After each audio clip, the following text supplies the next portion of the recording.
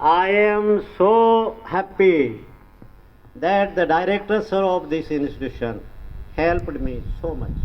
I will not forget any time. कभी नहीं भूलूंगा, इन्होंने मुझे बहुत बहुत कुछ दिया. That is why I have come here. But before I should say something, मुझे अपना थोड़ा इंट्रोडक्शन देना चाहिए. I passed my BCom examination from St. Matilal College in 1966. At this time I am 82 years old. At that time when I studying in that college, I was not in a position to write a single sentence in English. अंग्रेजी में एक शब्द, एक वाक्य भी मैं नहीं लिख सकता था. That was my condition. मेरी स्थिति थी. लेकिन इसके बाद में मैंने एक प्राइवेट स्कूल ज्वाइन किया 50 रुपये पर मंथ में, केवल 50 रुपये पर मंथ में मैंने बच्चों को वहाँ पढ़ाया. इसके बाद में मैं हिंदी में बोल देता हूँ. इसके बाद में मैं खेतरी कॉपर कॉम्प्लेक्स में चला गया और वहाँ मैंने 110 रुपये में काम किया. 110 रुपये उस समय तनख्वाह मिलती थी, उसमें काम किया. काम करते करते वहाँ जैसे ही पोस्ट निकला, मैं कंपनी में एम्प्लॉय बन गया. मैं कंपनी में एम्प्लॉय बन गया. इसके बाद में मेरा जो इंटरेस्ट है वो हमेशा ही इंग्लिश से मैं जुड़ा रहता हूँ. अब भी मैं इंग्लिश की किताबें पढ़ता रहता हूँ. वहाँ मेरे पड़ोसी जो थे वो केरलियन थे, केरला के रहने वाले थे. मेरे बच्चे उनके संपर्क में आया, मैं भी उनके संपर्क में आया, लेकिन वो इंग्लिश बोलते थे और मुझे बड़ी शर्म आती थी. उन्होंने कहा कि सर आप ऐसा करो कि आप हमारे साथ बोला करो. मैंने कहा मैं बेटे आपके साथ क्या बोलूँ, मुझे तो इंग्लिश आती ही नहीं है. अब ऐसा है कि धीरे धीरे धीरे धीरे धीरे धीरे मुझे थोड़ा सा इंटरेस्ट होने लग गया. अब मैं भी धीरे टूटी फूटी इंग्लिश बोलने लगा. इसके बाद में क्या हुआ कि वहाँ यूनियन थी मजदूरों की, 10-15 हज़ार मजदूर काम करते थे. अब वहाँ मजदूरों का शोषण होता था, ठेकेदारी प्रथा से.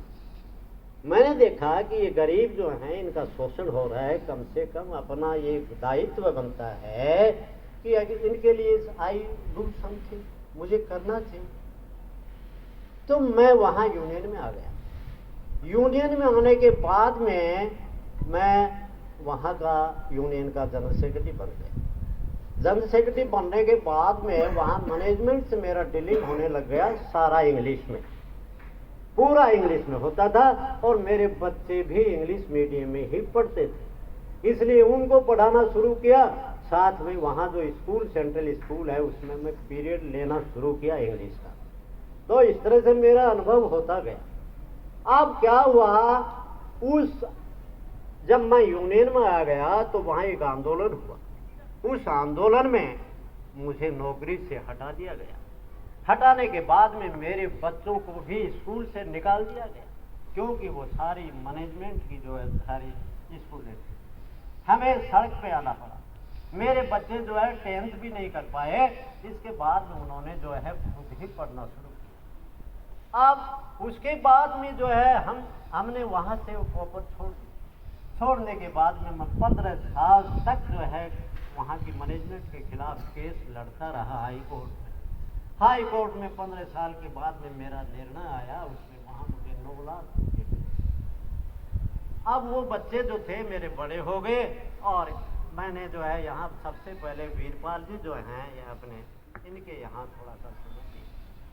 अब वहाँ जो है थोड़ा सा मुझे वातावरण जो सूट नहीं हुआ, तो मैंने जो है फिर आप सबके सहयोग से यहाँ एक विवेकानंद स्कूल जो है वो खोल, एक कोचिंग छोटा सा. अब उसमें मेरे बच्चे भी वहाँ जो है मेरे साथ ही जो है वो आने लगे. अब धीरे धीरे उनका अनुभव होता गया और उन्होंने ग्रेजुएशन और पोस्ट ग्रेजुएशन कर लिया इंग्लिश से ही. अब मेरा बच्चा और मेरे बच्चे दोनों जो है वो सेकंड ग्रेड इंग्लिश से था. ये मेरी कहानी है और कहानी तो लंबी है. मुझे नौकरी से जब हटाया उस समय आप जानते हैं कि परिवार, रिश्तेदार सब मेरे लेकिन इसके बाद में मैंने स्कूलों में पढ़ाना शुरू किया। यहाँ से छोड़ने के बाद भी अब तक मैंने बहुत स्कूलों में पढ़ाया, और उसी का वजह है कि ये जो है आपकी मेहरबानी से, और ये मुझे थोड़ा सा कुछ मिला, और ये जो मिला ये भगवान की दया से मुझे मिला, और मैं चाहता हूँ मुझे करना भी क्या है। इसीलिए मैं चला आया, मेरा बड़ा शौक था। सर से बात किया मैंने, सर मैं एक बार जो है आपके स्कूल में, आप यदि मुझे अनुमति दे तो मैं आऊँ। और ये भी देखिए कि मुझे सब कुछ परमात्मा ने दे दिया है।